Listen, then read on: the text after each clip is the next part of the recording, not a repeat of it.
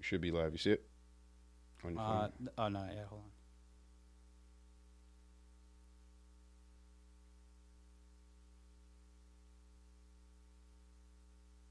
Yep. Yep, got it.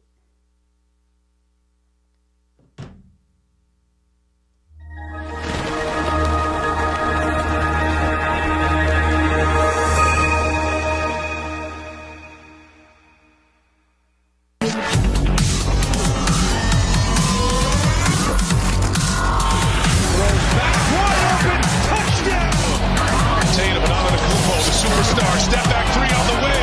Oh, it banks it. The throw to the plate. And Dangle with a cross. Posture. Score!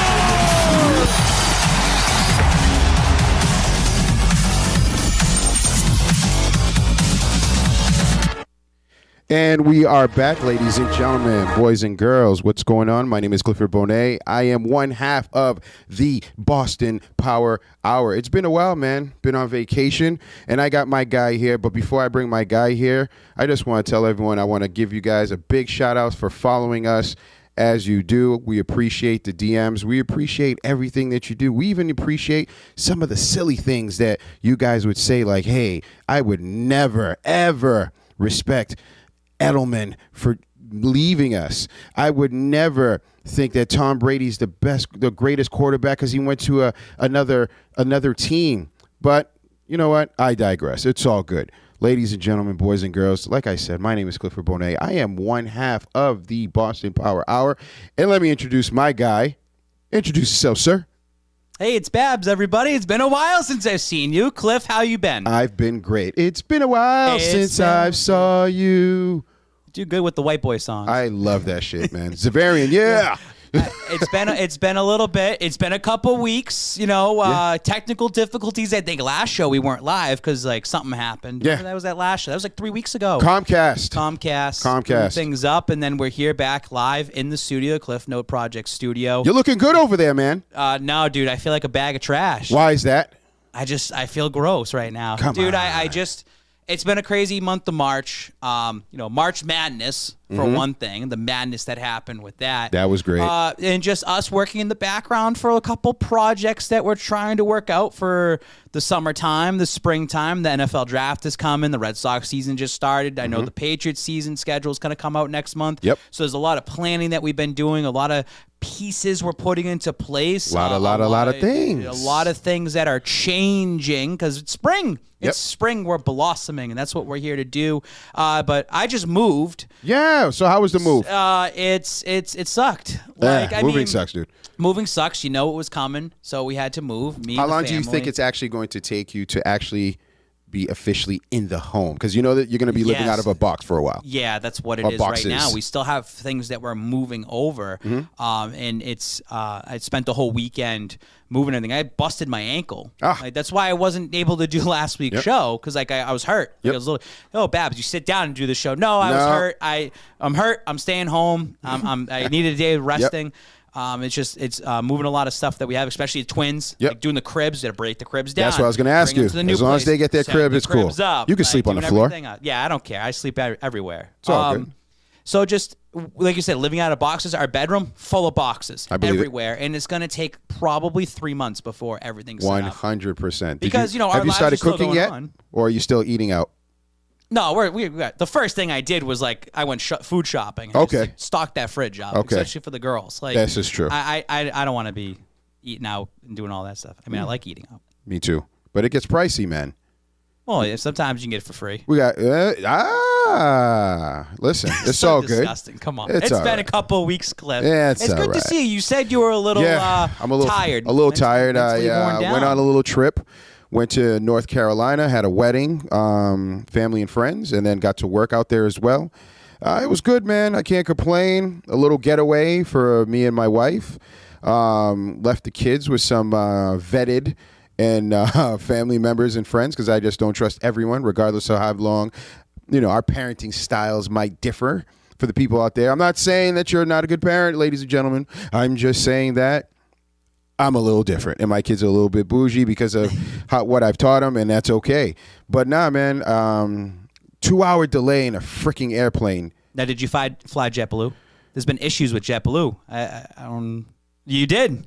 I was one of the victims. You were one of the victims of JetBlue. It's all good. And then flying back was American Airlines, which is cool. Well, didn't JetBlue just take over Spirit Airlines, or like they took over someone, and this is the reason why everyone hates Spirit, and you know I love Spirit. You're a Spirit guy. You told me that. Never had an issue with Spirit Airlines. You're not bougie. That's why. No, it's easy. I always fly with backpack. I can go away for 4 days and I just bring a backpack with me, and that's it. And people think I'm crazy. I know why. It's because of the shorts. You wear cargo shorts. I wear the same shorts every day. Wear the same cargo shorts every day. I don't pack socks with me. What?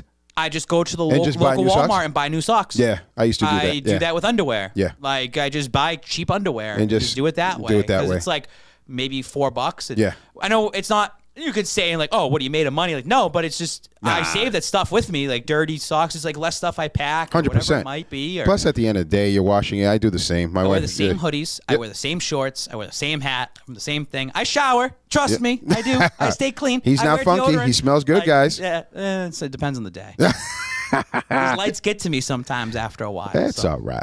It's good to be back in the studio, and I'm excited. We have a lot to talk about. A catch up. Things that happened maybe a week ago.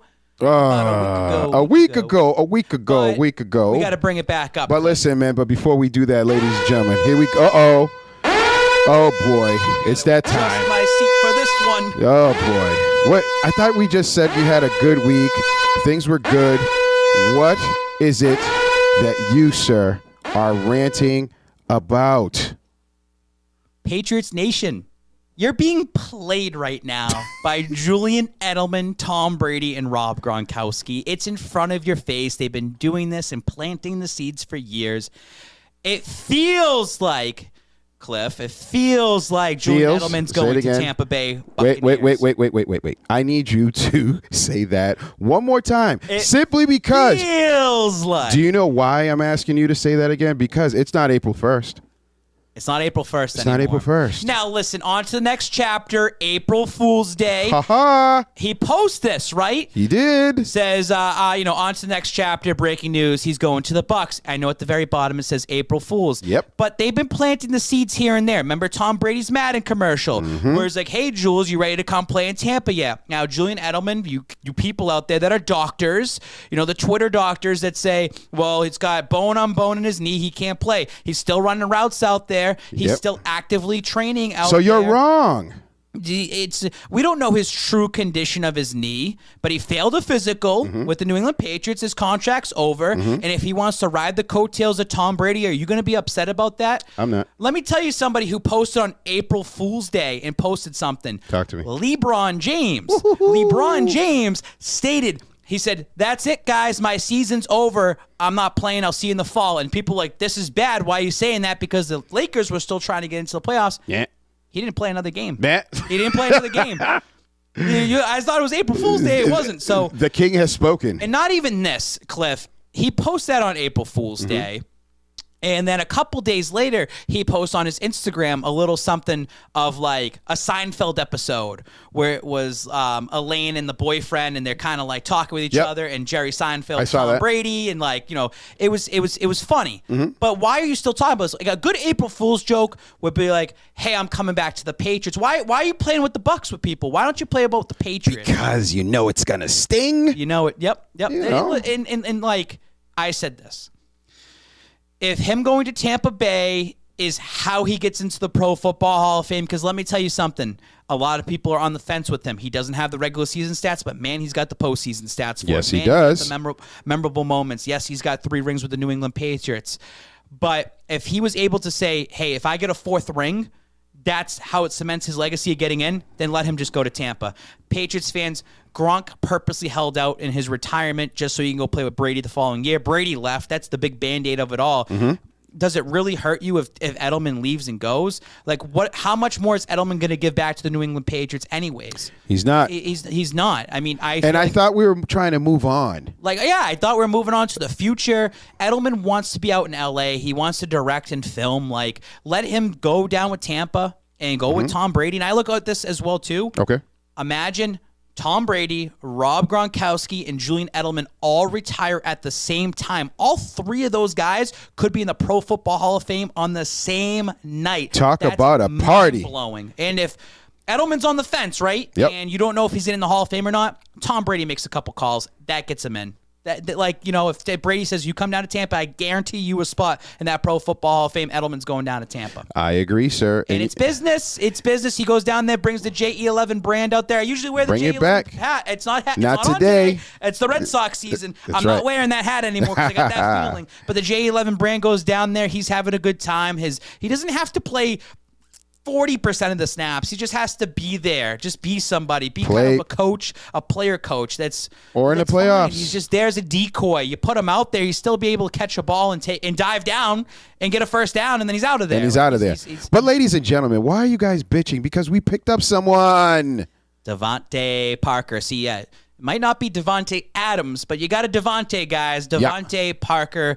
Interesting. I know Bryson out there will kill me for this because I said division rivals don't trade with each other because it's going down with the Tyreek Hill situation. I'm like, they would never trade Tyreek Hill. I mean, Tyreek Hill and DeVante Parker are way too different, polar opposite 100%. But the Patriots needed to make a move, Cliff. Yep. And overall, people are happy with this move. I'm not mad at it because you know what? About people moving on, by the way, the guy should wear number 11, and people are saying he should not wear 11, and 11 should be retired for Julian Edelman. Do people already forget? Whoa!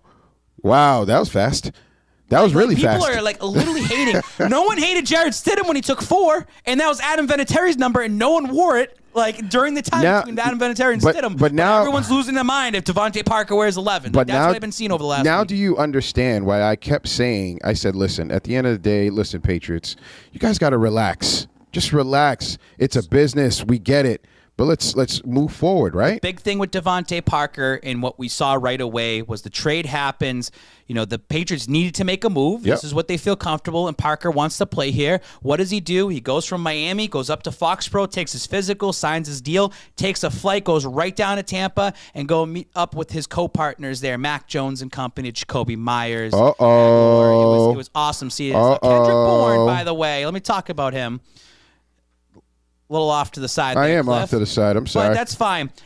I was a little when they signed Kendrick Bourne last year. There you go. That's fine. When they signed Kendrick Bourne last year, I told people be careful with his social media because he likes to post a lot, and nothing wrong with it because we've gotten some great gems, by the way. We appreciate it. We've seen it. We do appreciate it.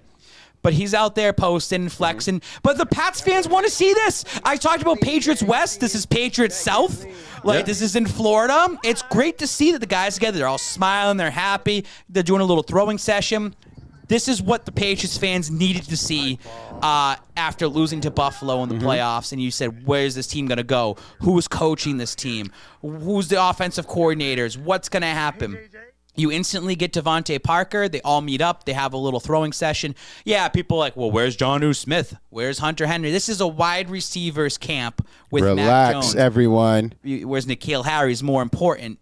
Where's N'Keal Harry, right? So N'Keal. He's on his way. Hold on. The Parker move. But before we get to that, can we just enjoy what's going on?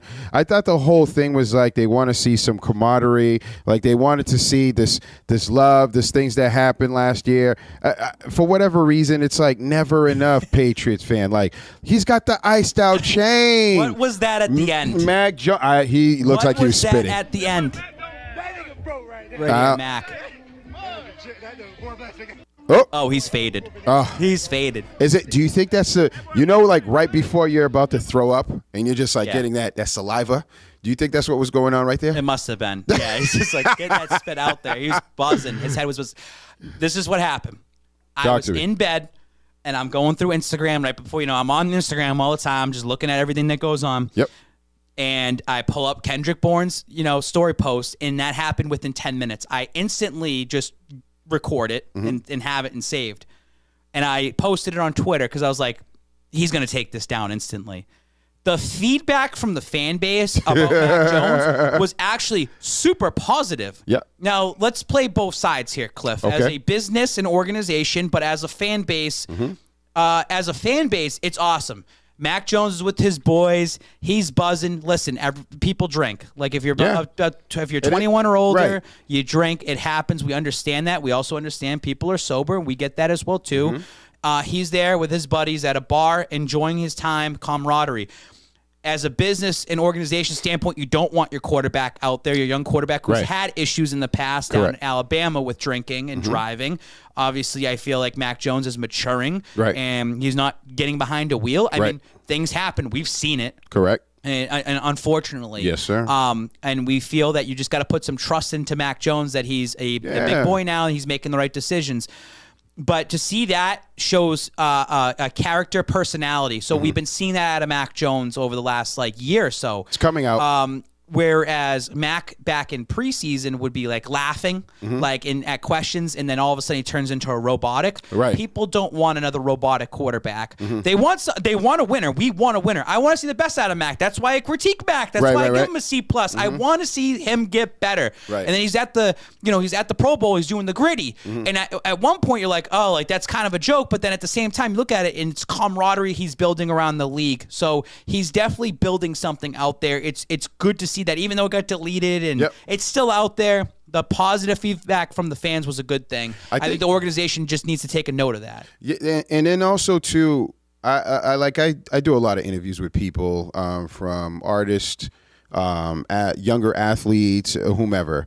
People buy into character because they're like, hey, he's relatable. Exactly. Not a lot of people can say that Brady's so relatable. But the thing with Brady was when he was Mac Jones's age at the same time, right around the same time. We could pull those things up. He was the same guy. He was drinking beer. He was known for the fastest chugger on the team. Yep. But back then social media didn't exist. Right. None of that stuff exists. I remember talking to Ty Law about this, and he's like, I wish I had what Julian Edelman has. I wish I had these millions of followers. I'm like, Ty, think about how much dumb shit you guys probably did back in that day that you don't want social media. Or you don't want a clown like me coming out and talking shit about you when you go to the New York Jets. That's a fact. And it pisses you off. That. These are the things that we deal in the social media era. But you hit it right on the head. He's relatable. Yeah. And people see that yo, my quarterback is fun. Just like Josh Allen does stuff and the Bills fans are finding relatable. Yep. They want to be relatable to that. So we can have fun now?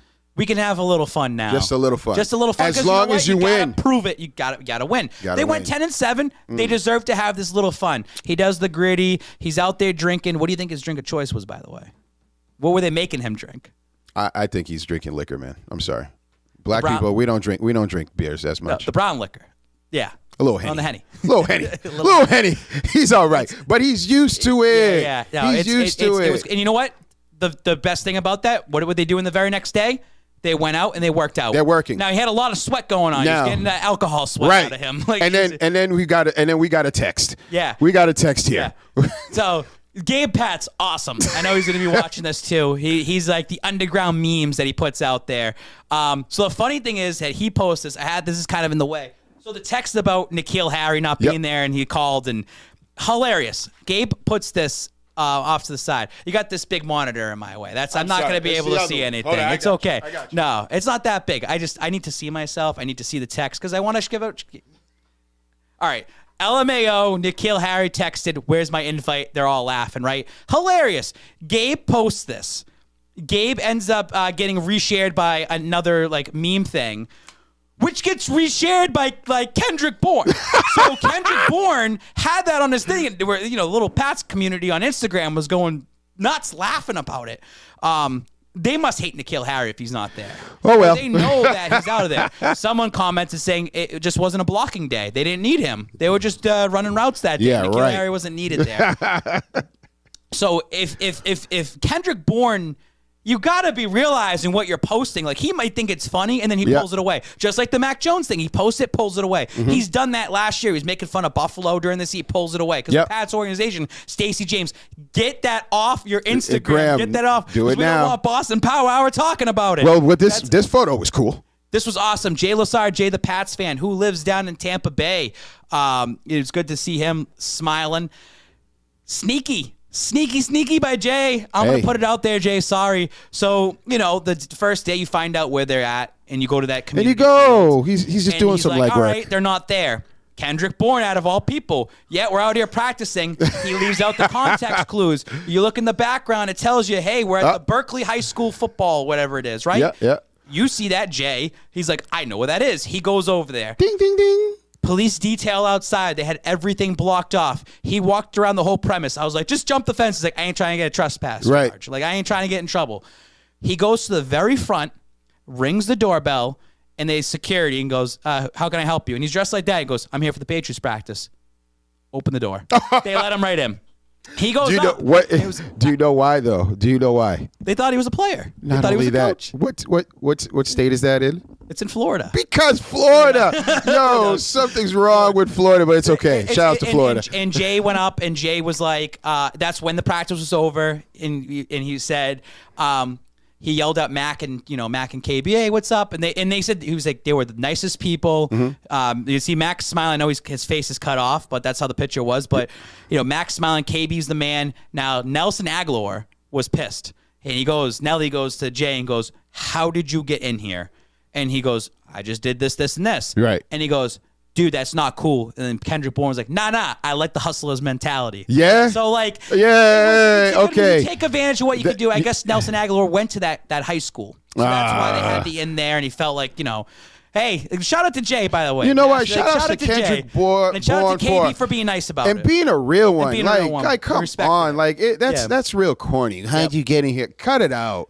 No, I mean, it's just... I get it, but... I gotta get it from Nelson's standpoint. Like, it's a private practice. You don't want these people coming in here. There's a lot of weirdos. Like, imagine Spike King gets in there. They're going to be like, what the hell? How did the guy get in there? I get it, it's but... happened plenty of times. KB, shout out to you, just because he's chill. Look at that. It's just a regular guy. Mm-hmm. You know what? I feel like he's just someone that's just going to continue to lift the team up and get the team going and just say, hey, you know what? Let's just keep it basic, but at the same time have some fun, but let's get out here and practice. It was great to see all this happening at the same time, and people were wondering, well, where's Jared Stidham, Babs? Congratulations to Jared Stidham and Kennedy Stidham on their beautiful baby girl. They just had a girl in the end of March, and you know what? He's a dad life now. He's got to be at home. He's working out. He's doing his thing. He'll be ready for the preseason. He'll be ready for OTAs when the time comes, so don't worry about that. Hey, shout outs to everyone. I'm still not listen, I don't want to be Debbie Downer.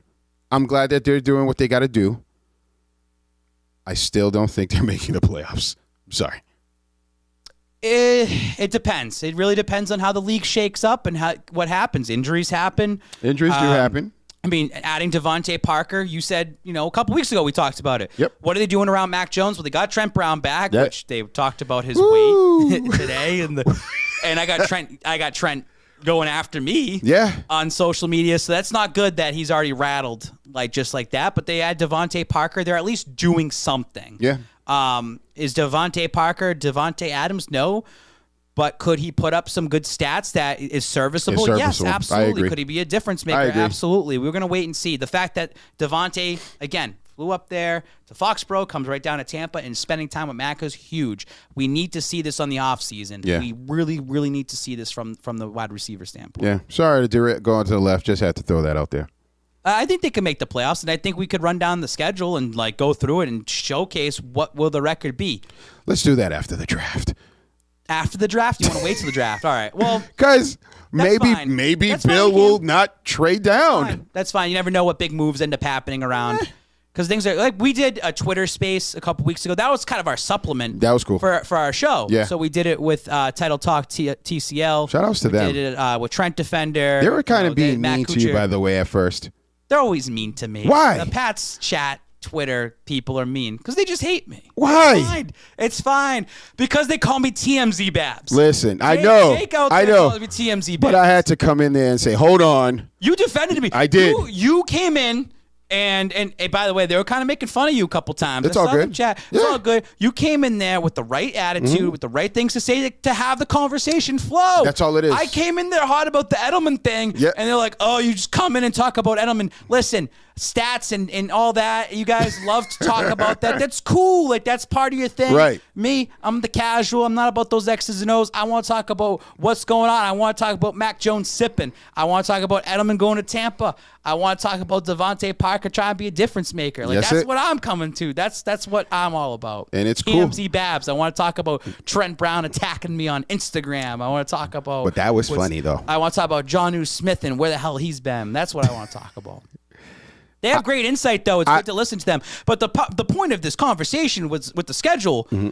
They have the Pats going 12-5. That was insane. It was a collective group of about 20 people of us, and we ran down the schedule game by game. Yes, we did. And it's like they were giving them wins in certain areas. It's like I don't think they can win against that team. And then, or they were like, let's split. They were like the Bills Vegas split. Raiders. Oh, yeah, that's a win out in Vegas because they have to get a win over McDaniel. Right. Just like they had to get the win over Matt Patricia in Detroit a couple of years ago, and they lost that game on Sunday Night Football. I put that as an L. You're going to lose games.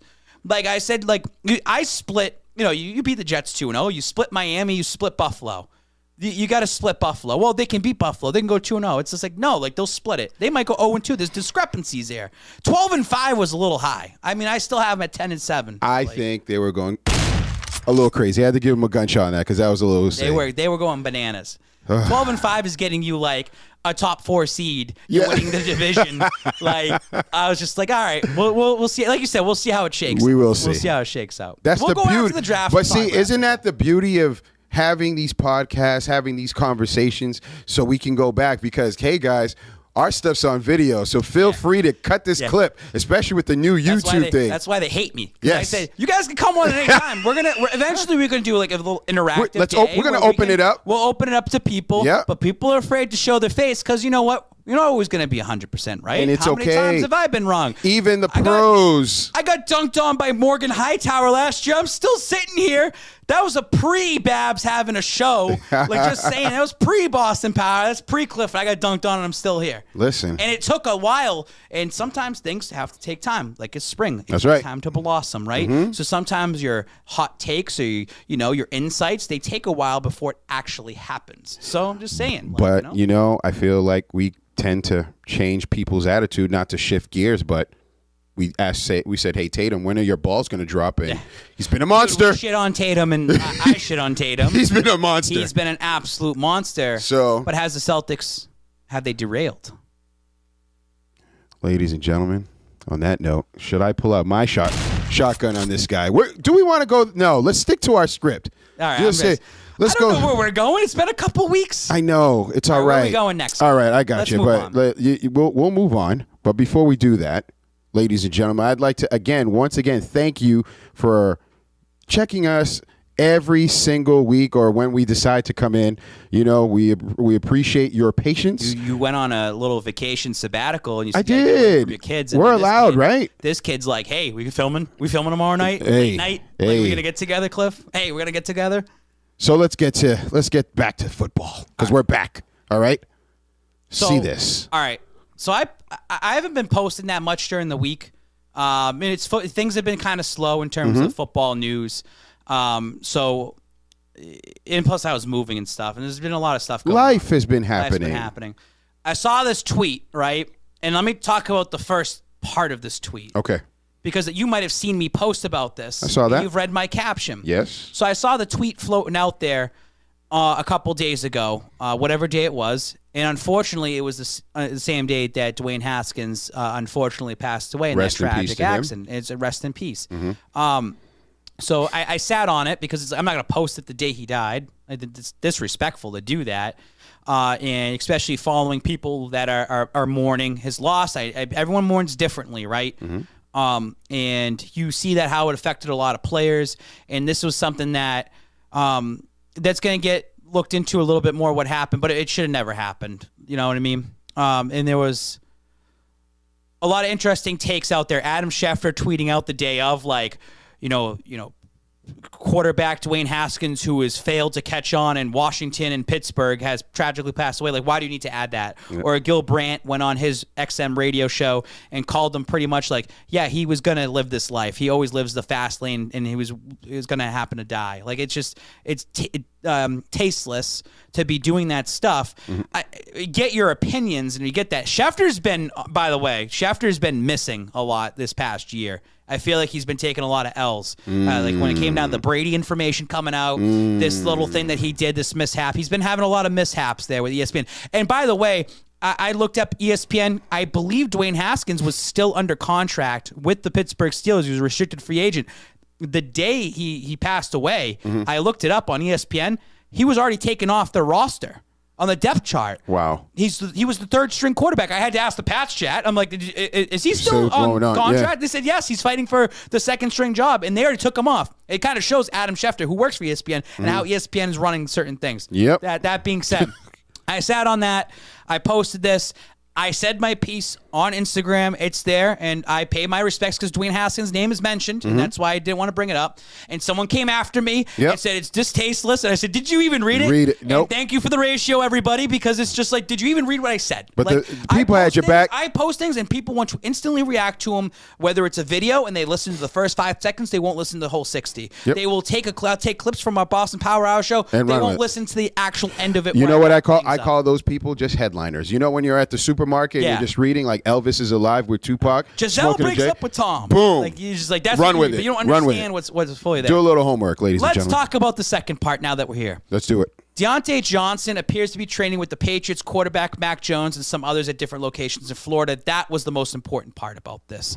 All right, DeVante Johnson met with Mac Jones at the Pro Bowl, and they have already been building up a relationship. DeVante Johnson is a free agent next year. The point of the story of seeing this was you have a quarterback battle right now with Mitch Trubisky and Mason Rudolph, and it should have been Haskins as well. And you have that brewing.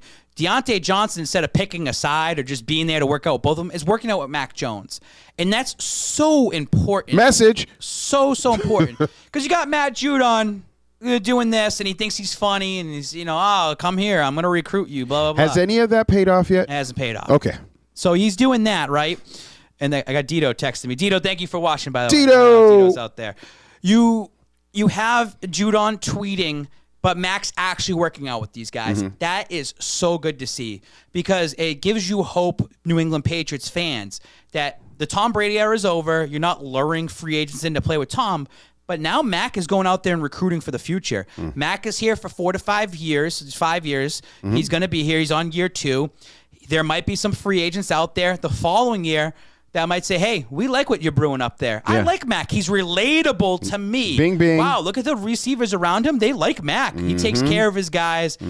I think this offseason now and then how he plays this upcoming year is going to be important. Agreed. DeVante Johnson, who's going to be a free agent, might be looking at that way. Yeah. And might be saying, oh, I like working out with Mac. Oh, I like what you guys go. Yo, you know what? I'll give the Patriots some consideration next offseason just for Mac. Landing spot. I think you're starting to see that's so important.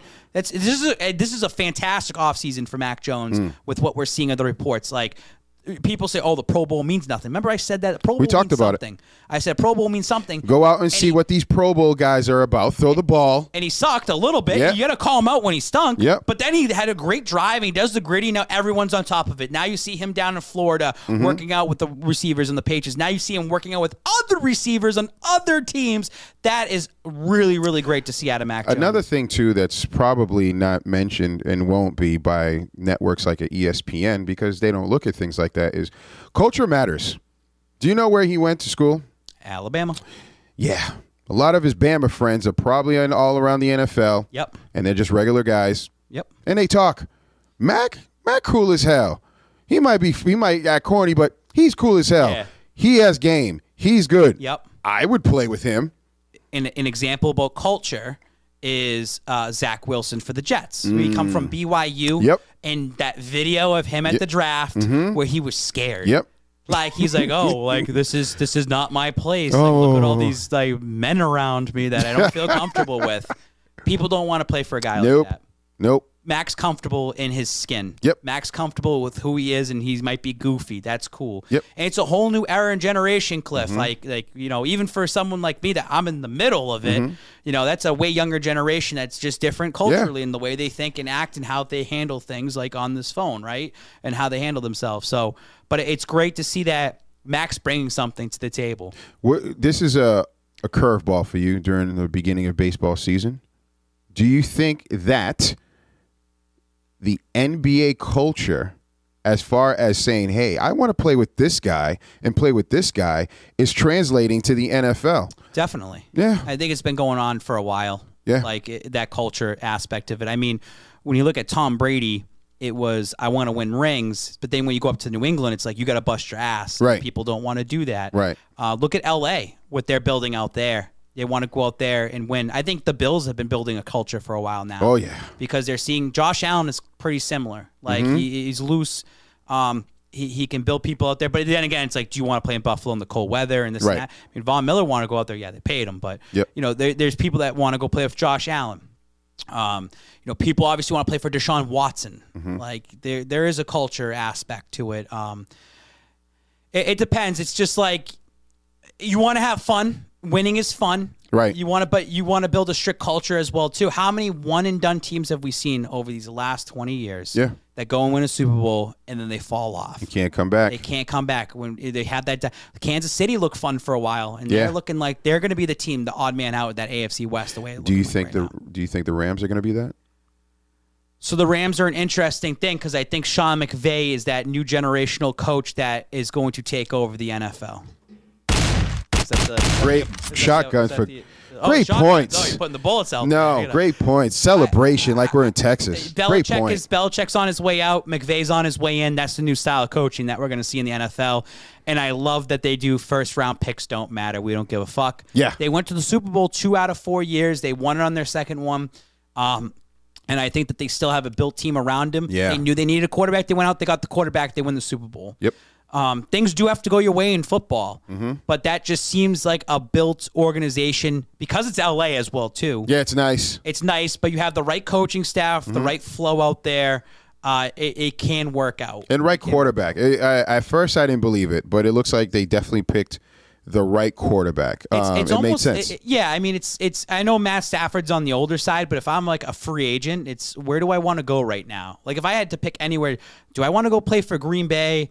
Where it's like Aaron Rodgers, yeah, he's the GOAT. Like, he's awesome. Like, but you're freezing your ass off. It's a small market because you got to remember this is a business. Players want to make money off their name, merch, whatever they got to push and sell. That's right. The New England works because they've just done it for 20 years. It's established now, right?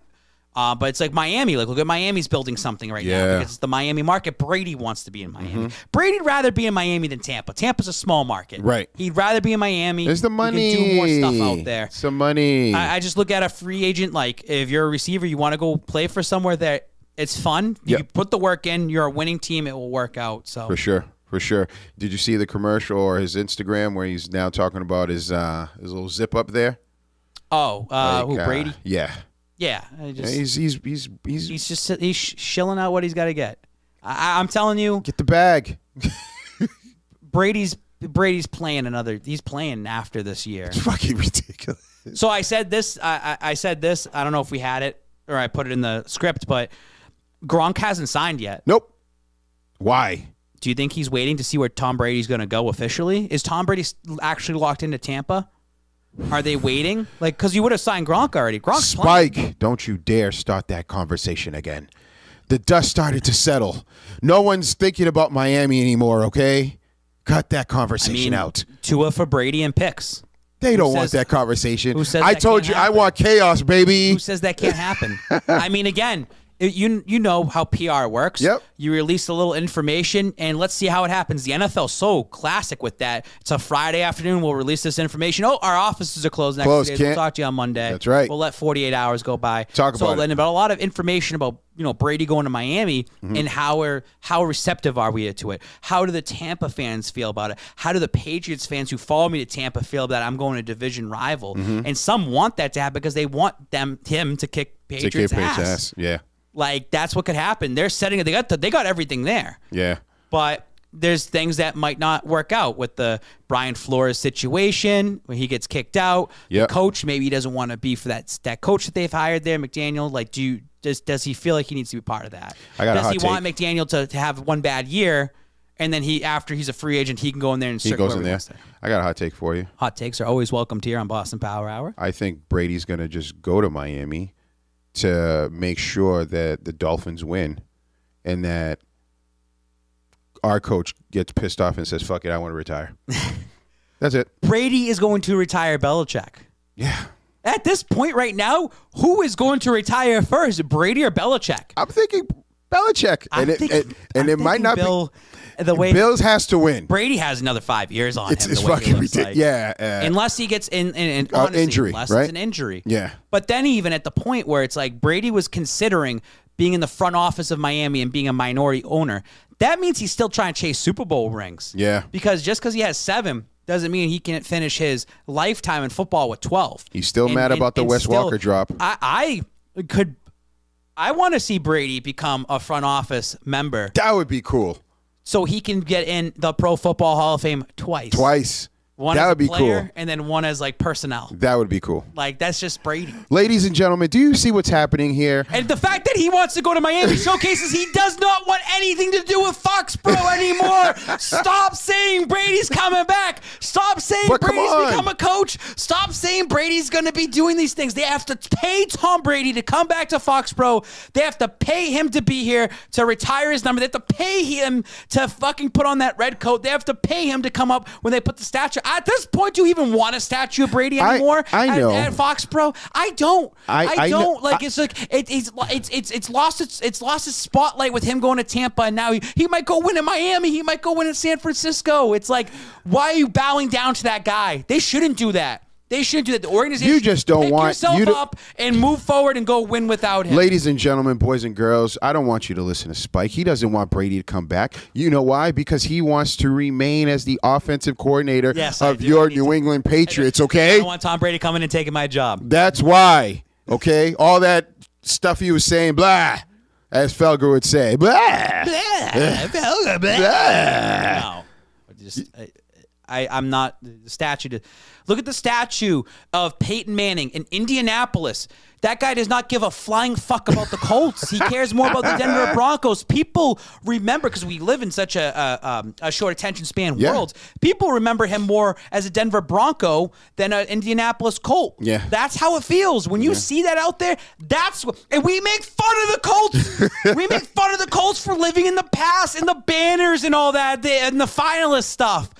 That's what they do. They live on the past of Peyton Manning, and they haven't been able to do anything since Manning. Yeah. I don't want the Brady stuff yet. Like, maybe like when he's retired from football and it's been 15 years. Ooh, 15. I don't want it right away. I don't want statue right away. You don't want any res. No Brady res. I don't want any of that stuff right now. Okay. The number retirement is fine. Like, I get that. Like, that is deserved. But, like, statues now and stuff, it's too lost much. I was all about it once he won in Tampa. And, like, you're seeing how he's still continuing his career. He might play another 10 years post-Patriots the way it's going right now. Crazy to even say that. He's playing until he's 54. I think that's like that resentment because it's like your old girlfriend is just, like, living the life. Yes, he is. And I'm jealous. I don't blame you because I'm jealous, too. But at the same time, look at what Mac 10's doing. Look what Big Mac's doing, man. Like, it's awesome to see that. And there is hope in the New England Patriots organization. Is just going to take time, and you said they're not making the playoffs. Yeah, well, I said we'll wait and see. Let's look at their opponents. You wait and see to where they're going to go. Right? I was going to say draft. Fuck the drafts. Let's talk about it. You're excited because I am excited. I was tired earlier. Now I'm excited. I told you. You're up because here's the thing. Talk to me. I'm going to say, even if they make the play, they're not going to go far. Like, there's no Super Bowl tattoos on me. There's none of that stuff this year. Yeah. Maybe I get one next year. I do feel that the following year. Well, Babs, you're going to sound like a Red Sox fan. Wait till next year. There's always next year. There's always next year. How many times they said that for 86 years, right? But with the Patriots, you see they're building over to something. Mm-hmm. It's just taking its time. We can see the progression of Mac Jones, but it just hurts to know that Tom Brady's lurking in the shadows and that he has a 25% chance of going to the Super Bowl and winning it, and we're going to see that again. He's only 2 Super Bowls in the time frame. Like, that's scary. It is kind of scary. And it should lose the luster a little bit of him being a Patriot. Like, he went out and won again. I got to go against that because, again, he didn't say, get me the fuck out of here. He said, hey, I want to be a Patriot for life. But just pay me. He wasn't saying, hey, I want top dollar. Bill said, no, it's the system. Bill basically has been saying all these quarterbacks are system quarterbacks. Yeah. Fair to say. Bill was saying that he was not worth more than $25 million a year. Bill was wrong. I mean, Jorge said this to me. He goes, $25 million is what Brady's getting paid right now. That's a bargain. That's a bargain right now for Tampa Bay. And Brady knows that. Yes. Because, again, isn't it, okay, outside of all this marketing shit, and I'm going off script, but follow me here. Just rent this idea with me. Take a ride. Ride the wave, as you would say, right? Brady's the same. The only thing that's different, maybe he's turned up the volume marketing-wise. Maybe he's enjoying himself a little bit. But he's still a cap-friendly quarterback. He's allowing the Tampa Bay Bucks to get some players, just like he did in New England. But while he was here, he was like, shit, you're not getting me exactly what I want. Even though, yes, I agree, they did get Antonio Brown, and we should have kept him. Screw the noise, whatever. Josh Gordon, they got him Sanu. They tried their best with what was available at the time. It just didn't hit, but it did because they could have got Gronk back if they really wanted him. They tried bending over backwards for Rob Gronkowski. I think Gronk really needed that year to heal, to be honest with you. But at the same time, a half-broken Gronk would have worked out for the playoff run. 100%. 100%. But that's different. But we digress, right? So looking at Brady now, it's the same Brady. So again, I think we can't just say, okay, maybe slow down on the statue for now. But I think Brady, we should still welcome him. We should still want to see him. But they're gonna have to pay him. You didn't pay me then. You want me to wear this red jacket? You're gonna have to pay me because we know they're gonna. What's Tom Brady's appearance fee gonna be? Come back to Foxborough. $150,000 and the rights on the commercial. No, you're paying him $1 million to show up. Nah, no, it's not $150,000. He's going to get the airtime and he's going to be able to promote that crap. You're going to see Tom Brady apparel being sold in front. Yeah, it's tough. Think about it. But it's okay. But listen, you're talking about Super Bowl in 2 years. Let's just talk about this year, real quick. Let's go through it real quick. Now you want to do it? Super quick. All right, we'll go through quick and dirty. Top. All right. Let's do the divisions first. All right. Miami split. Jets 2-0. I'm gonna say split, man. Zach he wasn't looking bad. I think they're gonna be okay. Bills. Don't it? Not giving you one win. So 0-2. 0-2. I know. You're a downer. I know. All right, Ravens. I think they actually might.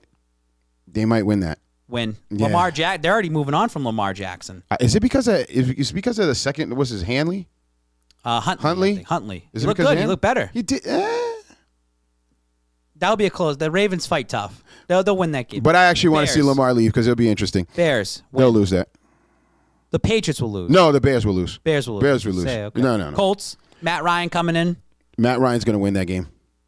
He's a serviceable quarterback. It's the Lions. They're going to lose. Bengals. They're going to lose to the Bengals. They'll lose to the Bengals. Yep. I think so too. All right, let's just look at the home for a second. So 1, 2, 3, 4, 5, 6, 7, 8. Eight games. You're saying wins against Baltimore, Chicago, 2, Lions, 3, and then Dolphins. Split, yeah. And Jets. That's 5 wins at home. Okay, yep. So 5 wins. Go to away. Cardinals. Is Murray still going to be there? I think something's happening with him. They're gonna beat the Cardinals. Really? Yeah. Okay. That's a win. All right. Browns. They're gonna lose. They're gonna win. They're gonna lose because I think it's gonna be it's a letdown. Deshaun Watson's not. I know he's not gonna be, but I think Green Bay. L. They might win that game because I don't know what the hell's going on with Green Bay. Come on. It's not me being a homer. It's just I don't know what they have going on in Green Bay right now. It's Aaron Rodgers. They're going to lose to Vegas. They're going to lose to Vegas. Okay, so I'm going to tell you why they're going to lose to Vegas. So wait. Josh McDaniels has so much to fucking prove because what has he actually proven, just like Bill, without Tom? He needs to win. He's going to bring out all these fancy little tricks just to beat the Patriots, ladies and gentlemen. And we're going to say, why didn't you use those with us? So you have them losing to Green Bay. Yep. Losing to the Raiders. Yep. Losing to the Browns. Yep. You're skeptical on the Cardinals. I can tell. I forced you into taking them. You did force me. They got to beat the Vikings. They're going to beat the Vikings. And the Steelers. That will be a questionable game, too. Because I'm rooting for Brian Flores, trust me. Same here. But I think they can take care of the Steelers. They don't have a quarterback over there. We already counted the wins already for Dolphins and Jets. All right, because that was split. And you're saying they're going 0-2 against Bills. So if we tally that up, that's 5, that's 6, 7, 8. That's it. 8 wins. If you guys review my 8 wins. I believe I said 8 wins. 8, if 9. you guys, that's if where you guys, 8 wins go. I think that's where I said it. Yep, sounds right. I would have added at least 3 more wins in that category. I know you would, but I'm here. It's again, the added wins would be I'd split against Bills, and then I would say they're going 2-0 against the Jets, and then you think Mayfield is a bum? They're going to win one of these other I think they beat the Colts at home.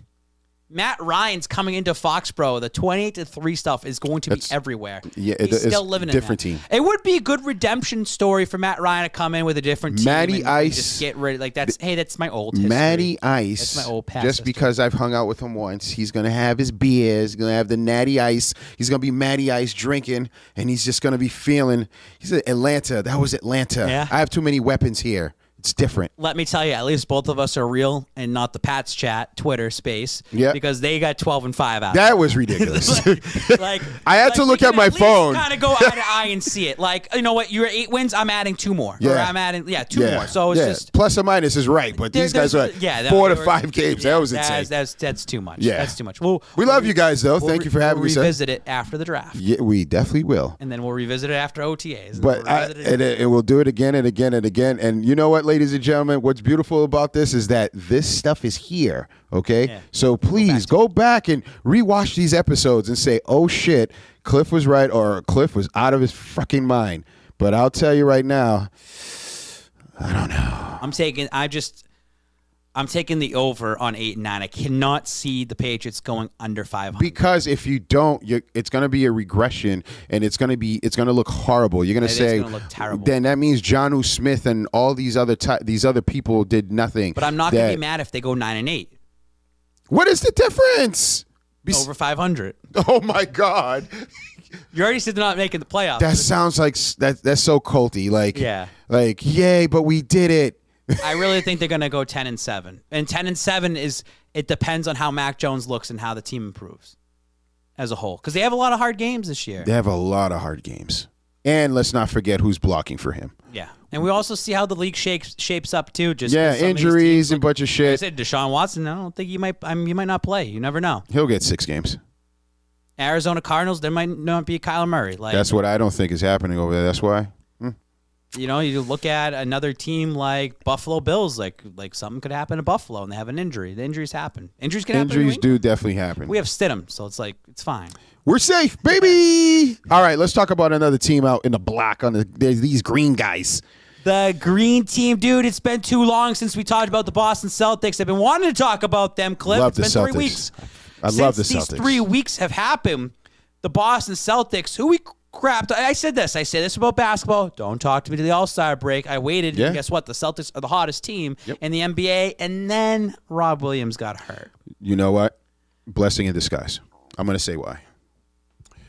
It forced the other players to play a little harder. Mm-hmm.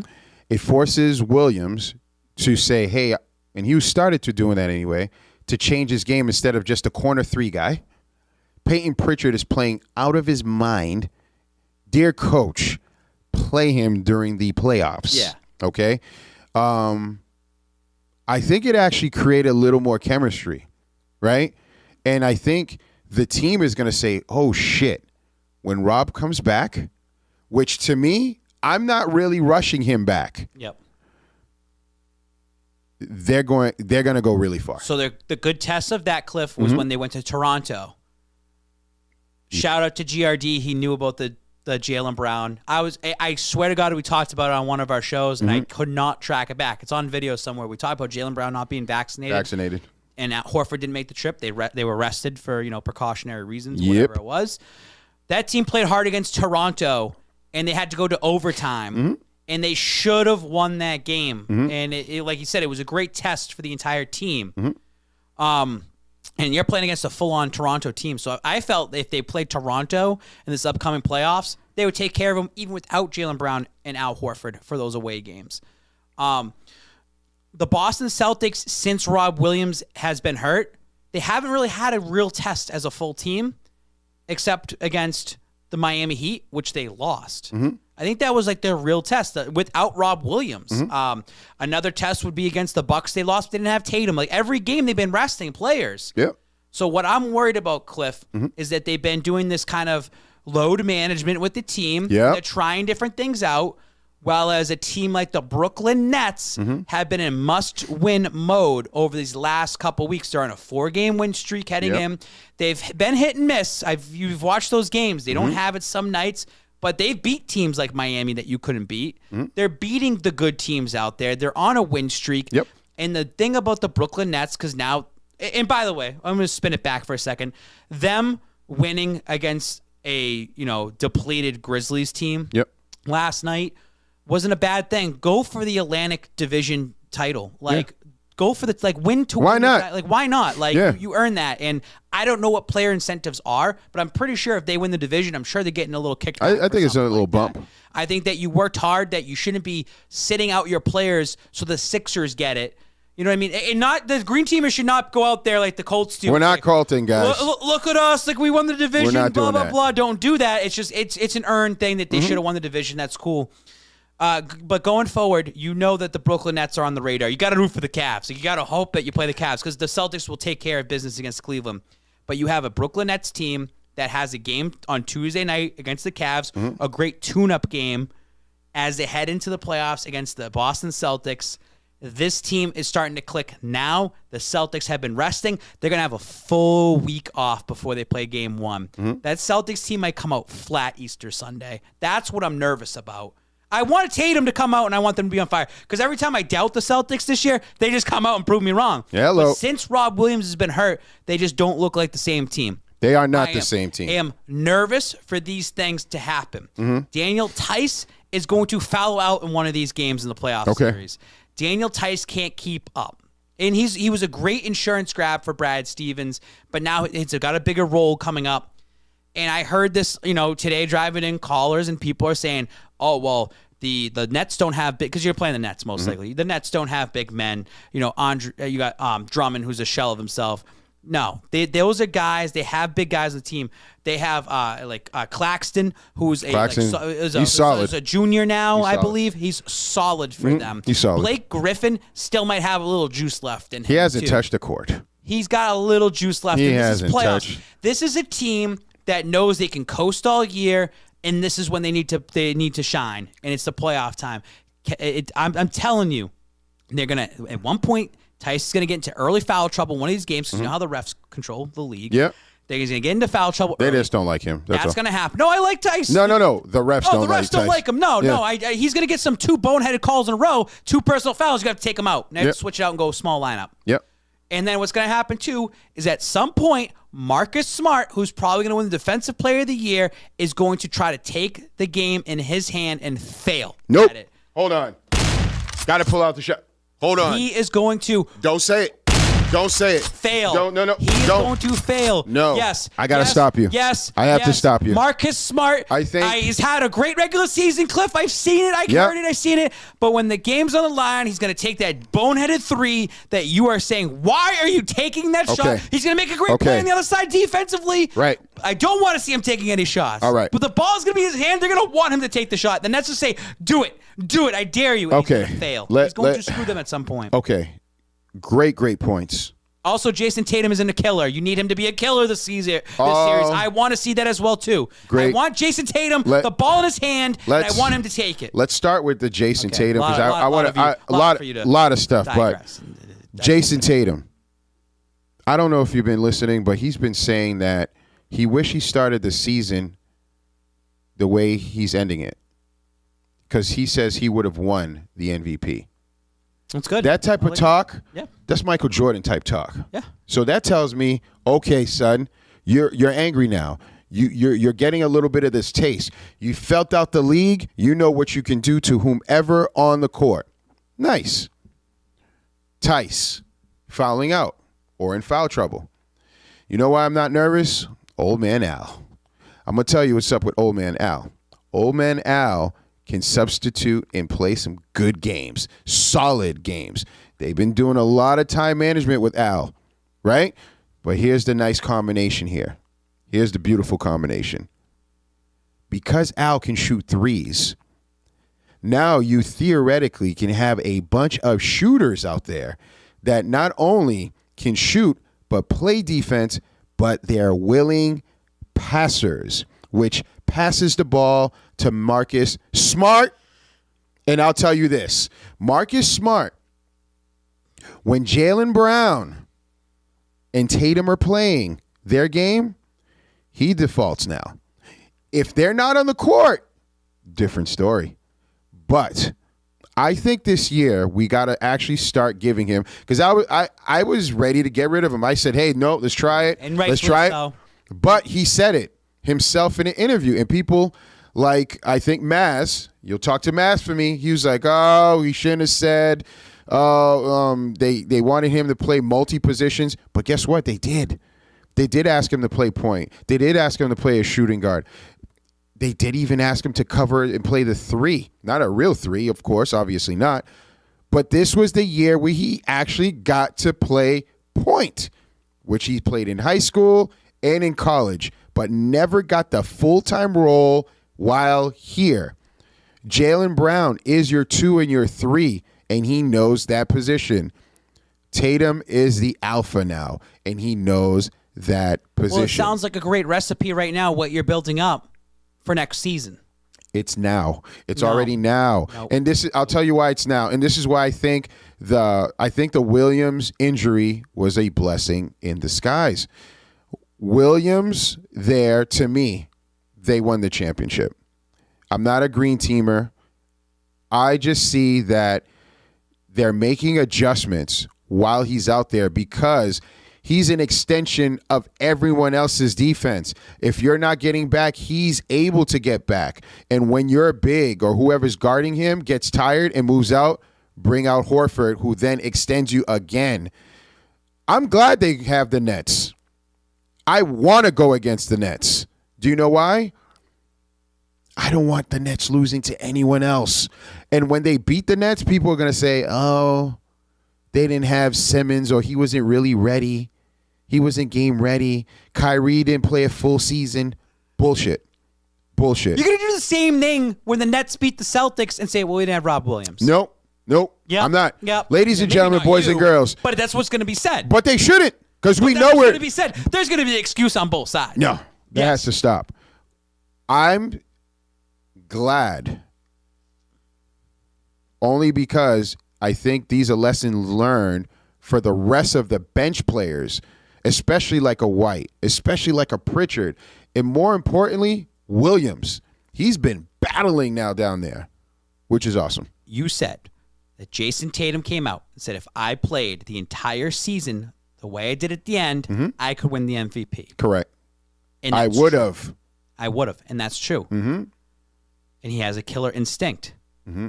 I want them to lose to the Nets now because I want him to take that and carry it into next season and play that full season that way. Hell no. Cliff, they're not going the full distance. Who's stopping them? They're not doing that. Who's stopping them? It's not the Nets. The Brooklyn Nets are stopping them. They're not the Nets. Patty Mills, remember, and what is it? Where was it? The Olympics? You don't understand. To have a full week off, I know. Is detrimental for where you have the Brooklyn Nets, who are in a must-win game tomorrow night, Tuesday night, against not a slouch Cleveland Cavaliers team. That's a team that's going to give it to them. Yep. That the Nets are on a 4-game win streak that had to keep winning. Yep. That's a team that's ready to go now. Yep. They might catch the Celtics off guard. The way I look at the series is this. I don't want the Celtics to lose. Yep. Trust me. Yep. It's going to be a 2-2 series heading into Game 5. Who wins Game 5 is winning the series.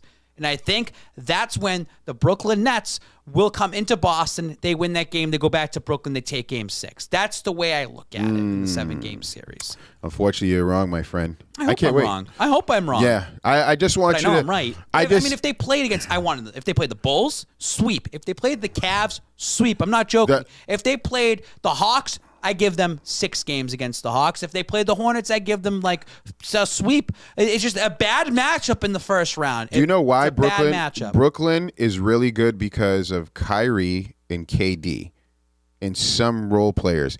Patty Mills has not been hit in the way that they were hoping he was going to hit. Playoffs are a different breed, my brother. They are a different breed. We'll wait to see what happens tomorrow night, Tuesday night. I'm excited. I'm excited for basketball. Basketball is a fun time. Playoff basketball. I like playoff basketball. You're getting the best. They're going against each other, and that's what I'm trying to tell you. The Celtics have not had a game where both teams were going hard against each other. The last time was the Miami Heat, who came into Boston and kicked your ass.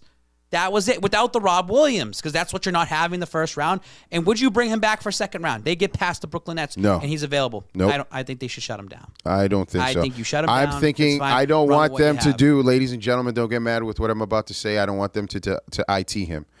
Yeah. Thomas played his ass off. Yes, Time Lord got his bag. But what does that mean when your career's gone? It's not the same. Nope. He works with his legs. His legs are his everything. Take your time, young man. It is what it is for the Celtics. You know, I'm not saying if it's the finals, you don't come back, but don't rush him. I just feel that them losing, though, and I'm going to spin this to a positive, that if they lose, you're telling me that this team knows that they can go far. This team is championship bound. If Rob Williams was, like, if this would be, I'd be singing a different tune. The team knows that. The players know that. For them to lose the first round, I want to see them bounce back harder next year, because then that's the year that's like, okay, like this is your year to go to the title. Like if you're telling me you're the MVP, play like that every single night. If Marcus Smart now is awesome running the point, let him run the point. You now know what you're going to do. Yep. And I think Udoka's caught up to speed now. Yep. In what needs to happen. I mean, there was a very, very slow start. In January, they were the 11th seed at one point, and now they finally caught lightning in a bottle, and you're seeing that carry it to next season. They still need another piece. They do need another piece. Something there. Well, don't forget, they have a lot of money in Horford. But to look at the season, is it a must-win right now? I don't think so. I don't think so yet. Depending on how they play Brooklyn, I'm not going to be somebody that says, if they lose to Brooklyn in 6, when they do, I'm not going to say that was a waste of a season. It's just the timing didn't work out in their favor. It just did not work out. I think it's a wasted season simply because of the momentum and the way they're playing. It ended when Horford. I mean, it ended when he got hurt with Bob Williams. No, they're playing amazing basketball. It was easy. Points were coming easy. Yeah. But this is why I said it's a gift and a curse. Here's the gift, that they're learning how to get hard points that they're battling, right? Now imagine you reinsert that guy. And again, I want people to know, just because he comes back doesn't mean it's going to go back to the way it was. He's going to be out of shape. Who's to say that it's going to be back? You know, I just want people to understand the team that you have here and ride with this particular team. That's it. Good prop bet for you. Talk to me. If we can set up this prop bet, we'll do it between us. Okay. Who is going to have more clutch moments in the first round of the playoffs? Jason Tatum or Luka Doncic? Luka. I just want fans to keep an eye out. If he's Larry Bird. If Tatum, I'm sorry, but I'm saying for Tatum's case, if Tatum wants to call himself the could have been MVP, then I want to see it this upcoming playoff series, no matter who you play. I want the ball in your hand when the game matters, and I want you scoring when the game matters. I want you putting up 30 points, then disappearing in the fourth quarter with 5 minutes to go. Let me ask you a question. Who does Luka have as his Robin? They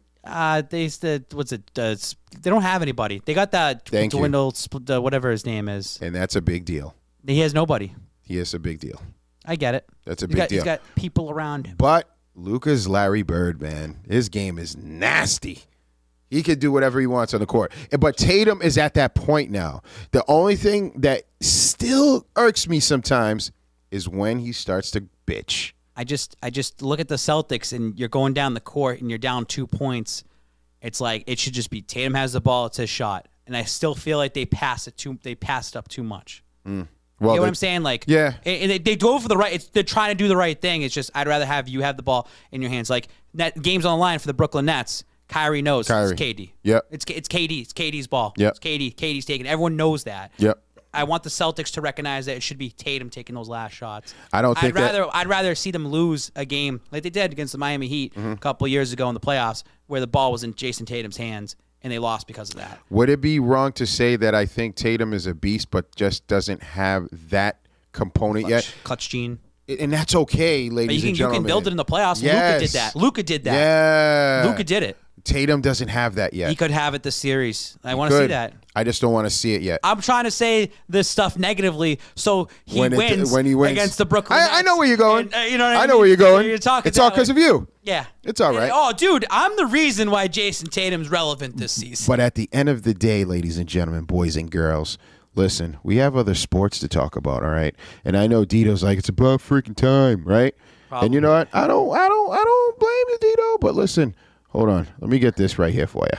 Little socks action. Jesus. I know. You're not going to see that schedule, but I couldn't find anything else. I have actually been paying attention to the Red Sox. We have both said last year in October that we were pink cats. When we came to the Boston Red Sox, 100%. we were riding the wave of that Sox year that it made us invested. I paid attention to spring training. I've been paying attention to what's going on. I actually paid attention to the first 4 games of the season. They're 1-3 to start the season. All right. 1-3 to start the season. Start the season in New York. They dropped the first 2 games. You win Sunday night. Let's say football. You win Sunday night baseball. Yeah. Their pitching is very suspect. Tony Maserati put out a thing today saying that they actually have one of the best bullpens in the AL based on statistics, innings, hits, earned runs, and all that. The pitching is going to be a nightmare. You look at their lineup, it's awesome. You see guys like you got Kike leading off. You got Devers coming up. You got hitters. Now you're going to have bad nights. You're going to have off nights. That happens. I feel like this Sox team is the way to win is you got to be mashing. Yeah. Like today, they lose to Detroit 3-1. Like they were hitless until JD Martinez gets them a home run. Like I think the 6th inning. So or the 5th the 5th inning. It's just you need. I don't know. You need to hit the ball. I want to say that Jake Diekman sucked in spring training. Balls. He comes out for the save against the New York Yankees and 3 straight strikeouts. I said I will not slander him for the rest of the season. I am now his fan because I would text him my buddy. I'd text like T-Guns and Corey and Todd and be like, this guy sucks. Like this game's over. He's done with. Goes into 3 straight strikeouts. It was awesome to see that. There's a lot of things looming with this Red Sox team. Like we're going to see Trevor Story get more involved, and he's been out the last couple of days with illness, non-COVID related. Obviously, Devers needs to get paid. Yep. Please. Bogarts. He's gone. A weird situation where he gone. knows he's going to be gone. He knows he's being up. Replaced. How is that going to affect the Red Sox chemistry this season? We'll find out. A lot of games, it's only April. Very. Just like every other sport except football, it's don't talk to me about baseball until All-Star break. But we'll be talking a lot of baseball over the next couple months. Why not? As other sports are dwindling down. We'll be talking about it. We'll get real baseball people on here, and they're going to do the thing. Back at some point, we'll get Brendan Watabe to come in and talk to us. We'll need those guys in here. Hell yeah! And we'll have to. You got to start watching all the games, Cliff. I'm with you. You got to get ready. It's a long drawn season. I want to say this about because I like to talk about real quick. Can we give a shout outs to Tony Maserati? You got the gig, congratulations man. to Tony for doing, I think Tuesday is going to be next Tuesday is his first like he's just going to be filling in once in a while. Yeah, a little salute there to that guy. He's going to be filling in once in a while. People don't like him just because of who he is, the character get that he over is. themselves. But he knows what he's talking about. I can't wait because I think we have something planned this Friday for the home opener. We'll see. We'll see what happens. Mañana. We'll see. Mañana, hopefully. Mañana. I want this question for you because I like to just pull things out of sports and just talk about them, right? Pull. And I'm a white male. And yes, sir. A black male. Hold on, let me check. Yep. Okay. Just doing the skin color check. Check. So Jake Diekman. Gets 3 straight strikeouts, and on Twitter, a Boston media member who works for the Boston Globe, I think, put out a tweet that said, he was congratulating the win for the Boston Red Sox and spelled Jake Diekman with 3 straight Ks, all capitalized. The cancel culture went after him and said, this isn't right. You should take this down. It's wrong. It doesn't mean anything. It doesn't fit right. How do you feel about that? Do you because in Ks? Yep. I understand. are strikeouts. He struck out 3 straight guys to get the save, and his name has a K in the middle of it. So what are your thoughts on that? I think cancel culture is fucking up. They're a bunch of idiots. We're at a point in the world, in this country, where everyone is really just putting everything under a magnifying glass and just trying to find a negative connotation in it, which lends me to say maybe it's the people that are finding these negative things and trying to put it on people that are probably the problem. Not to say there's not a lot of undertones with certain things that people say and do, but if you watch baseball, I watch baseball here and there. If you go to Red Sox, you Fenway. I remember Pedro with the K's.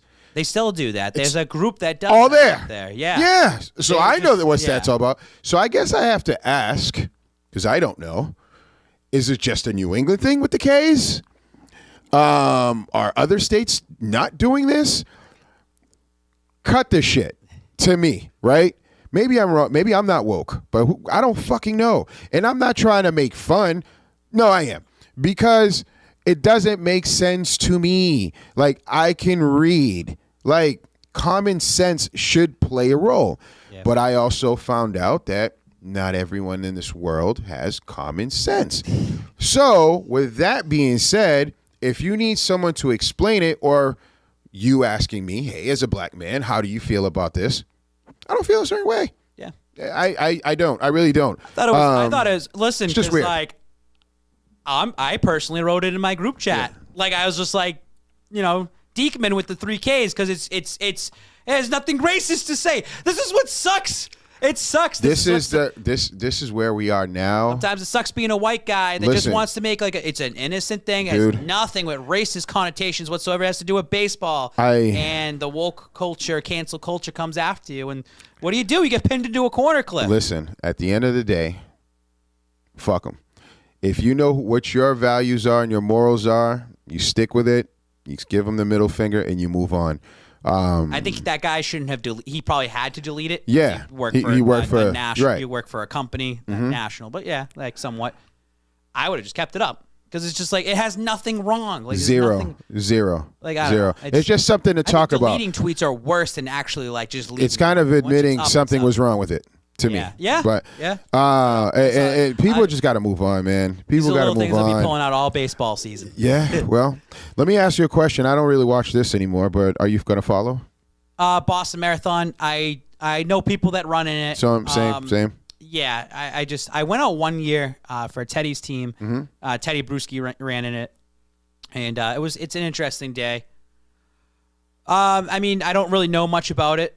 I don't put a lot of time into the Boston Marathon in terms of who's running it, but I know it's a lot of hard work. Well, I'm going to say something that's going to get me canceled, and you know what that is? What? Not a white person's going to win that. No white person. It's going to be someone from Kenya. Yes.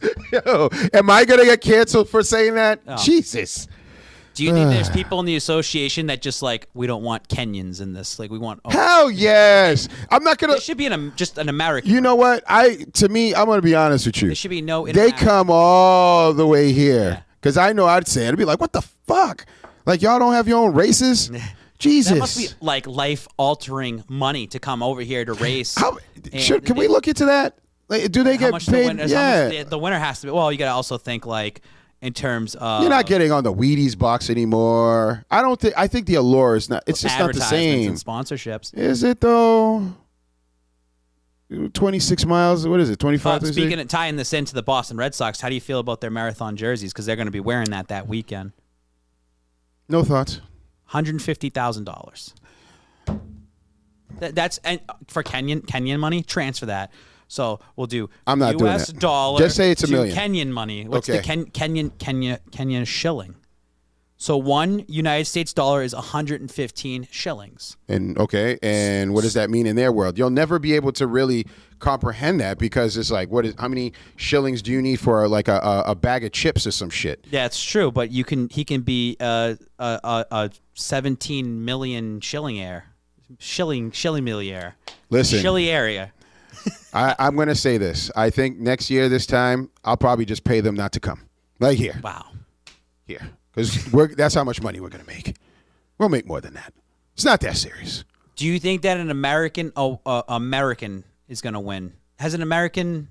When was the last? I got to look at the winners now. So I don't know anything. Neither do I. I don't even know why I put that up. Right. I think I was like... No, because it's part of the culture. It is the culture. Boston. Yeah. And I actually... And post-COVID... Well, I can't say post-COVID. But not even can't really say that. The Boston Marathon has gotten a lot of attention over the last decade. Right. Because of the Boston bombing. Yep. That really put the city together as a whole, which comes around the Red Sox, too. This is true. It's a traditional day for Red Sox and the Boston Marathon. Then COVID comes and everything gets pushed back and then gets pushed forward, and you're having a Boston Marathon in September, and then now it's back on track. It's getting back on schedule.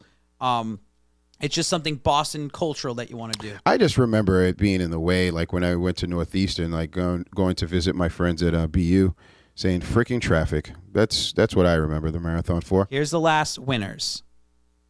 Kenya, Japan, Kenya, Ethiopia, Ethiopia, United States. Hey, what year was that? 2014. All right. But his name is Membrotom Meb. See? So is it like... I don't know. Does it count? Does it count? Like, does it count? Does it count? Like, what's the... like? I don't know. Ethiopia, Kenya, Ethiopia, Kenya, Ethiopia, Kenya, South Korea, Kenya. Dear cancel culture, we're just saying facts. Kenya. That's Kenya. Kenya win one, America. I'm going all the way back down to 1990. And England in the United States is the 80s. Because Ethiopia, Kenya, they didn't allow people. They probably didn't. Yeah, exactly. AIDS. Yeah, maybe that's probably what that lack of AIDS, visas, travel, all that shit. Plus, like the newer, like modern medicine. Reagan was probably like, "No, we don't want them we here. We don't want you people." That's what Reagan probably said. Yeah. Talk about a lot of cancel culture, too. Jesus Christ. All right, let's talk some baseball. And we're going to get some baseball questions from the fans. So these are questions that were asked last week, guys. We appreciate it. Lincoln P77, how many home runs does Rafael Devers have this year? Devers, right on the first day, hit a 2-run shot. Bing! It was awesome to see that. Pay me, he said. I want to see Devers almost get a home run every series. Why not? Like, keep that up. I'd like to see Devers at 162 games. He's already hit 1. So you put that 40 home runs. I want to see him get like 2 a week. But his swing 40, is 45. So violent, he's not going to last like that. No, you don't think so? He's going to get hurt. Not that he'll get hurt, but he was in a lot of pain last year. Yeah, the swing is so violent. Yeah. Like just every single swing. I was trying to tell my buddy T Guns to put a bet in for Devers to win the MVP. Ooh, because he's on like a contract here. He wants to get paid. You got to go out there and showcase yourself. So he's really swinging. He also had a good play today too in the field. Hey, quick question for you, Lincoln. Gold glove. Why did you have to do the underscore? I have a problem with people that use underscore. Underscore. Like double underscore. You don't want people Boston to find Power you. Hour. Yeah, but you don't want people to find you. It's whatever. Anyway, question number 2. I hope that... Can I go back to Devers for a second? Sure. I was saying this to my buddies. The Boston Red Sox needed new David Ortiz. The Boston, they're never going to have a David Ortiz, but they need that new guy that they really go around with, the fans that go around with, and I think it could be Devers. I really do hope that they lock him up long term here. Could have been Mookie Betts, maybe, but he didn't want to be here. He did so much here, and then he left. Like Pedroia was here like long term, but doesn't have that same aurora like Big Papi does. We need someone that can hit home runs. You need the new Big Papi. Yeah. Like, you need that guy that loves the city, that wins championships, that is an awesome hitter, that fans rally around. You still have Ortiz part of this organization that he can give him the little rub. No one's ever going to match Big Papi, but I want to see that next David Ortiz type of player through this system. I hope it's Devers. Same here. I'm not mad at that. Little take. Little Red Sox take. That's your baseball stidham? Baseball. Is that your baseball stidham? Dito's going to be all hammering me after this. That's all right. A ton of teams went all in. Only one can win a Super Bowl. The Pats are set up to be a top team for 2 to 3 years. So essentially, you're saying like they're going to be punting the season. They're not going to punt. They're here to win football games. We're here to win football games. That's it. But I do think that the Patriots are doing the right thing. They are doing the right thing. They're not going all in on a 1 year and then saying, that's it. We've seen that with plenty of teams that try to go all in. They try to win. Like the Cincinnati Bengals, they are building for the next couple years, too. Yeah. They're trying to go somewhat all in Joe Burrow's short time. They got him a lineman. Because they need to know. They got 2 linemen. Yeah. And they have his wide receiver he wanted. They're going to try to fix their defense through the draft. This way that they go to him, and then when they go for the extension, he wants to play in Cincinnati. Yeah. And he will. He'll stay there. Yeah. For the Mac Jones situation and what they're doing in New England, what they're trying to do is they're building the offense. They paid the offense last year. It's built. You got DeVante Parker. This draft, build your defense. Just keep building your defense through the draft. Trust Belichick's defensive schemes and his mindfulness of who he can get, what he can put out there. And I think the Patriots are going to be set up to be successful as other teams that are at the top right now in 2 years are going to fall. Yeah. Kansas City Chiefs are not going to be at the top anymore. No, they're crumbling. What's going to happen to Buffalo in a couple years, right? Things are going to start changing over there. We'll see. You have Miami that's trying to play catch up right now. You know that the Bengals, as they just said, are up there. Is Pittsburgh going to take a step back now that they're trying to figure out their quarterback situation? Are the Ravens now going to start falling because is Lamar Jackson even that good player and playmaker anymore? Is it going to work out in Cleveland with Deshaun Watson and what they're doing there? Houston still is. Indianapolis going to be successful with Matt Ryan? They're going to be a contender. Yep. But the Pats are set up to be a contender in the playoffs now. Yep. I think so. But also in 2 to 3 years to compete for a Super Bowl. They better get him a lineman. Cover that man because that guy over here he's eating ho-hos and Hostess cupcakes and all this other stuff. We called the Trent Brown thing. Yeah. We call it as we see it. Shout out to Scott Zolak. We want to see him even Zolak succeed, is saying but Zolak talked about it today and said him having a weight clause is concerning. Yep. They said he has to be 385 pounds by June 1st. Yikes. That means they think he weighs more than that. Like, are they just giving him free money? Like, oh, we already know he's at. They have him listed at like 340. He's like, so what's his cut bait? What's his dead money? If you cut him? Yeah. Oh, I don't know. I don't have it on the top of my head. That'd be interesting to look into. They're not going to cut him, though. Maybe we'll get a lineman. I don't want to talk about the draft, but at the 21st pick, you take whatever best available, lineman or linebacker. That's it. You're such a homer. I'm out of here. I'm not a homer. It's like I don't do draft. I don't fall in love with players. Me neither, because I don't know these kids. You don't know them. We don't need to know them. What's up, Fitzy? How's it going? What will you use to drink tears of the haters when the Pats make the playoffs this season? Oh, Fitzy hates me. I might need a little 617 lager. Hey. Maybe like that from Lord Hobo. Fitzy loves the beers. He might just have to give me whatever tastes the best. Fitzy, man. To drink the tears. Do you think that there's going to be tears to be drank? You ain't getting tears of laughter. Sorry, bro. They'll be drinking my tears. Dude, I'm trying to tell you. I tried hyping up the billboard last year. I bought in the wave. I rode the wave. You bought in. I got in, but there. That's that Saturday night at Six String. You might be drinking my tears this year. Chris Ash. Ash. Congratulations, Chris, on NFL Network appearance tonight. Nice. With what you know now about the quarterbacks, if Fields and Mack are both at 15, who are you picking? So, you know what they are now. Mm-hmm. And you have the 15th overall pick with the Patriots did, and Fields, a lot of people wanted Fields. I don't know what Fields is. Because I know who his coach was last year. Trash. So you're saying there's not enough on Fields Nope. to make a decision? Nope. I think that Fields went in there last year and just didn't take the job over. They didn't hand it to him. Hey, here you go out there, and he couldn't keep it. Nagy was the coach, right? Yeah, he's gone. Now we'll find out what Fields is about. I'd still take Mack over Fields now that we know. Mack is ahead, but But it makes it interesting because people wanted Fields because of Cam Newton. So now all of a sudden, is it like, all right, the team was built for Cam? Are you going to have Fields sit behind Cam for a year? And I don't know. I take Mack. I take Mack. Mack is the best quarterback out of the quarterbacks of the draft as of right now. Mack. Things can change. Yep. But I'd still take Mac Jones. Yeah. With Parker now on a roster, do you see Nikhil being traded or released? At this point, as I said, Belichick does not like to lose in trades. He does not like to lose in cuts.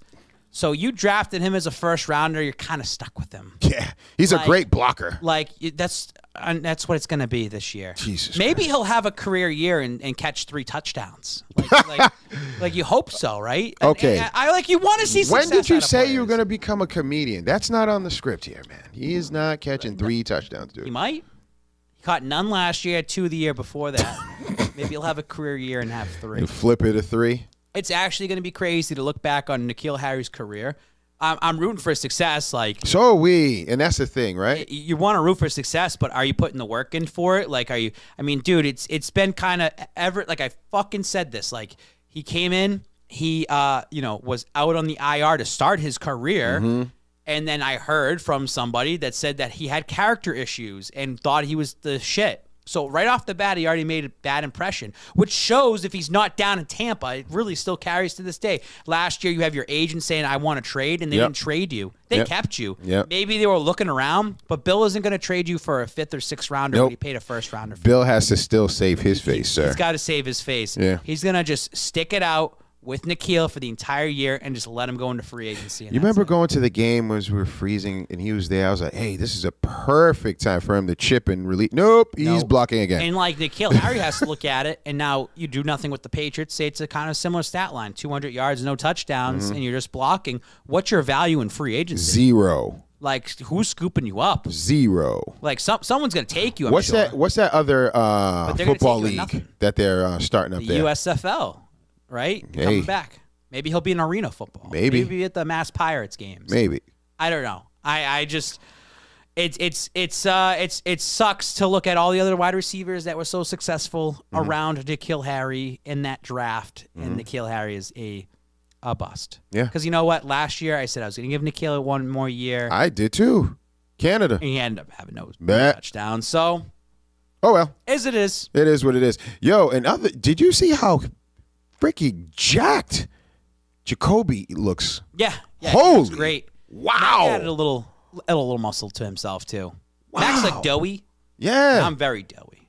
But Mac's doughy. It's but he had a little muscle on him. I don't know if maybe it's that shirt he was wearing. But yeah, maybe. I don't know. But they did say that he went he did a little training working with that quarterback guru there. Maybe that Tom helped House. him out. Yeah, he's been working with Tom House. See, that's what's it's good. A lot of positives. It has been out of Mac Jones in this off season that we're seeing. And we need to continue seeing this going forward. A lot more. Even if it's fake and they put it out there, and I'll eat it up. I'll take it. We just need that because I don't want to go through a 3-month stretch where it's like, are they doing anything? Are they meeting up? Are they talking? I want to see them do that. I do too. And you saw Mac at the same time too. We don't have it, but he was at the Brockton Boys and Girls Club. Really? Yeah, he was doing the gritty. Oh, he's doing the runs. Yeah, Okay. he was doing that. He was handshaking, dapping up. Okay. You talked about him and culture. He's got these kids around him, young kids, probably 15, 16, 17, and he's doing handshakes, and that's a big deal. That's a big deal.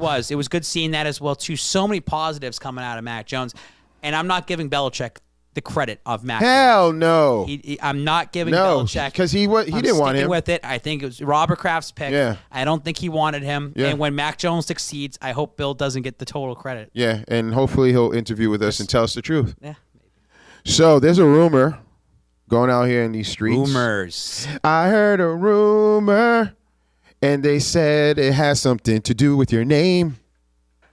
That didn't work out, but what's the rumor about, bro? What's going on over there? Change coming soon. What? Yeah, Spike King no more. What? Spike King no more. I know you're getting married, but you're not supposed to change your name. Yeah, I'm changing my last name. Taking Michelle's last name. No. You're the man of the. You're such a progressive. Spike King is done. It's over. I think the end of this week, maybe. Oh, I gotta wait and see how things kind of fall into place. We've been talking about it. We have. Times here. I told you it might happen over the next month, and we're actually here at that point of the month.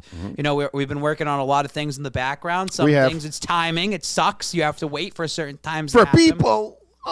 You got to wait on other people. I want to run, 100 miles an hour. Cliff has to run at a certain pace. I'm sorry, man. You see the grace. Slow down. Slow down. It's a marathon. Yeah. And there's a lot of great things in place. And I've gotten to talk to a couple of mentors that I've talked about this. And it was actually unanimous, I think you're making the right move to change it. So it's gonna be funny over the first month or two when you change the name. It's the same person, it's the same thing, but it's more of the progression of our show. It's more of the progression of personal growth and able to do more things. Which there's something on my plate that we talked about prior to the show that I got so fired up about, and you're like, this is perfect, and they want to see the change too. They want you to be more you. And listen, ladies and gentlemen, we're not talking about a burger.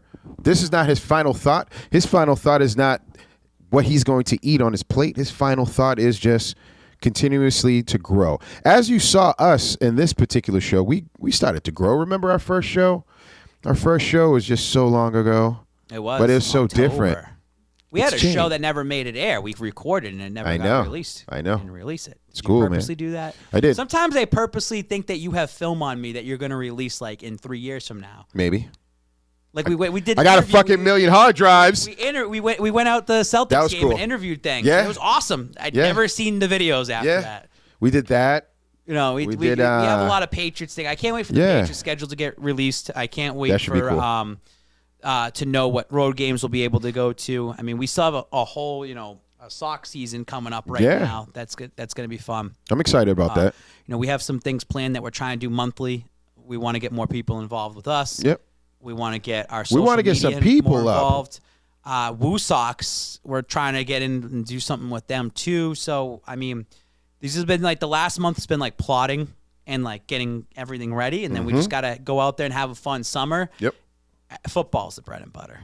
It's our thing. We love it. We love foosball, but that's okay because what we can do is the next month could be crazy because it's it goes Celtics could beat the Nets. Then it's all of a sudden when the Celtics round, they could be beat playing the Philly. Nets. We could be going down to Philly. The Sox have a couple road games I'm eyeing to go to or go to a couple home games. I want to bring the girls to a game this season. I think. Are they ready for that? I don't know. I'm gonna try to get them out to a 1:00 game because they're free. It's free for them to go. I know. Free and they sit it's flying. But you can go out there for a couple innings and then leave. I'm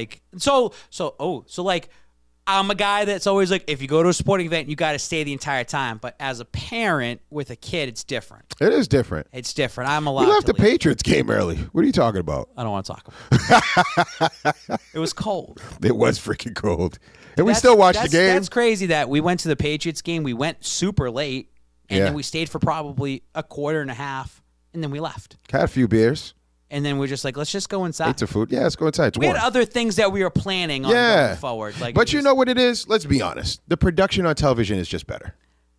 It is. And now doing this studio stuff and having this, we talked about this. We talked about what we would like to do and say, we want to do a tailgate for the Patriots. Absolutely. We will. I'm sure the Patriots are going to eyeball what we do. Yeah, because that's when I'm bringing out all the guns, baby. And they can't stop us. Nope. They can't stop us. I know they watch. I like that if I can one-up them. And I'm going to give them a heads up already. Me too. I know Josh Tumlin watches this. So Tumlin bought a brand new drone. Okay. He got a $500 drone, and he's been playing with it. He's been showing me. Loves it. Did you know, Cliff? Talk to me. That you're allowed to fly drones at the Patriots tailgate. You have up until 1 hour prior to kickoff to fly. They allow that. It's on their website. Wait a minute. I'm giving you guys a 5-month heads up. Wait a minute. Why would you say that now? Just stop the script. Stop it. Turn it down. Don't know he said that because I want to give him a heads up. That's interesting. We looked it up together because he was showing me drone things, and I've been learning a little bit more about it. He's trying to learn himself. Yeah, because you can get licensed for it too. He said he's gonna get a pilot's license thing. And then that's when the money comes in. And then because he's trying to build a business off of it. He's gonna come down to me some point, film the kids or whatever. Nice. And he's really learning that. And we've been looking together during our time, and he'll be like, you can't fly near the airport. You can't fly in Boston. There's certain areas that you can't fly into. Yep. So I was like, what about Gillette? I want you to come down for a tailgate and just film, B-roll film. Yep. You're allowed to. You're allowed to film. Because if boy. game, there's blimps, planes that fly by, and they're okay with that. Now we're not trying to fly into the stadium, right? But it'd be kind of cool. Yeah. And the Patriots are going to see that when we do it, and they're going to be like, no, and I'm like, this is allowed, and it's just going to be one of those Babs versus the Patriots moments again. It's going to be funny. Just same thing with the tailgate. We kind of already planting seeds for a tailgate. And we have to do it the right way because we know what we can and can't do. And we want to do it our way. I like pushing buttons, and I like going. And we have to do it our way because it has to be shiny. It can't be grainy. It's got to look a certain way. It's got to say, oh, shit. I mean, Cliff, we talked about what we're doing for the Patriots season, and I said, honestly, I love going to games. I love being out there with the people, but I'd rather do this thing we're talking about, not like a certain thing we're talking about. Yep. Over going to the Patriots games. I hope that happens. It will. It will. That's what happens. I believe it will, and I think. And this is the people that are watching us that actually watch this all the way through. This has been fun, to grow through the show. There's going to be these opportunities that will happen. Are they going to be shaky? Yeah, we did a couple live shows that were a little shaky. We're learning, but there's a couple things we have that we are going to be able to do. In certain venues and certain promotions. Oh, yeah. And that if we hit it, it's going to be success. And the only way it's going to be success is you that's watching this that helps us become a success. Keep liking, keep sharing. It's all about. Yep. Whether you're liking, sharing, and watching from California to Florida, but if you live in this area, we really would like you to come out and get more involved. We want more people around us. We want a crowd around us. We want to get you involved. Wait till we do the interaction. This is why when the Celtics beat the Nets, we need to get out to the Garden, the Causeway. It's timing. A lot of it's timing, dude. It's happening. It's timing. It's just like happen. the Celtics. Yeah. It's timing. It's going to happen. All I got to say is this, ladies and gentlemen, boys and girls, my name is Clifford Bonet. You know who that, we don't even know who his name is, but I want to end it off by saying this. Make sure that you bet on us. Wink. I'm out. Ladies and gentlemen, that is